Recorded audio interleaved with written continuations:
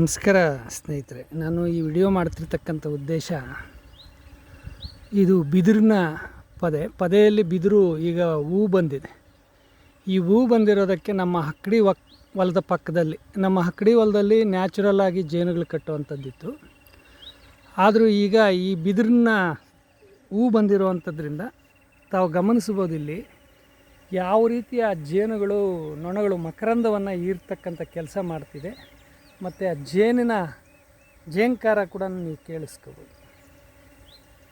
ಇದು ಯಾಕೆ ಅಂದರೆ ಪ್ರಕೃತಿ ಪೂರಕವಾದಂಥ ಒಂದು ವ್ಯವಸ್ಥೆಯನ್ನು ನಾವು ಯಾವಾಗ ಮಾಡ್ತೀವೋ ಆವಾಗ ನ್ಯಾಚುರಲ್ ಆಗಿ ಪ್ರಕೃತಿಯಲ್ಲಿರ್ತಕ್ಕಂಥ ಹನಿಬೀಸ್ ಆಗಿರ್ಬೋದು ಎಲ್ಲವೂ ಕೂಡ ನೋಡಿ ಮಕರಂದವನ್ನು ಹೀರ್ತಾ ಇರ್ತಕ್ಕಂಥದ್ದು. ಮತ್ತು ನೋಡಿ ಆ ಝೇಂಕಾರ ನೋಡಿ ಎಷ್ಟು ಇದೆ ಅಂತಂದರೆ, ಅವು ಶಬ್ದ ನಮಗೆ ಒಳ್ಳೆಯ ಒಂದು ಈ ದೊಡ್ಡ ಜೇನು ಹಿಂಡು ಬಂದರೆ ಯಾವ ಥರ ಶಬ್ದ ಆಗುತ್ತೋ ಆ ರೀತಿಯಲ್ಲಿ ಶಬ್ದ ಮಾಡ್ತದೆ.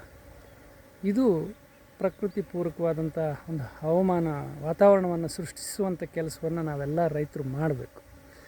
ಇದು ಆಯಾ ಕಾಲಕ್ಕೆ ತಕ್ಕಂತೆ ಯಾವ್ಯಾವ ಮರಗಿಡದಲ್ಲಿ ಹೂ ಬರುತ್ತೋ, ಯಾವ್ಯಾವ ಇದರಲ್ಲಿ ಬರುತ್ತೋ ಅದನ್ನೆಲ್ಲವನ್ನು ಕೂಡ ಅದರಲ್ಲಿರುವಂಥ ಮಕರಂದವನ್ನು ಸೇಕರಣೆ ಮಾಡ್ಕೊಂಡು ಪರಾಗಸ್ಪರ್ಶವನ್ನು ಮಾಡ್ತಕ್ಕಂಥ ಕ್ರಿಯೆಯನ್ನು ಜೇನುನೊಣ ಮಾಡುತ್ತೆ. ಅದಕ್ಕಾಗಿಯೇ ನಾನು ವಿಡಿಯೋ ಮಾಡ್ತಿದ್ದೀನಿ, ಗಮನಿಸಿ. ಯಾಕೆ ಅಂತಂದರೆ ಯಾವುದೇ ಒಂದು ಇದನ್ನು ಮಾಡಿದಾಗಲೂ ಕೂಡ ನಾವು ಅಬ್ಸರ್ವ್ ನೋಡಿ ಜೇನುನೊಣಗಳ ಝೇಂಕಾರ. Thank you.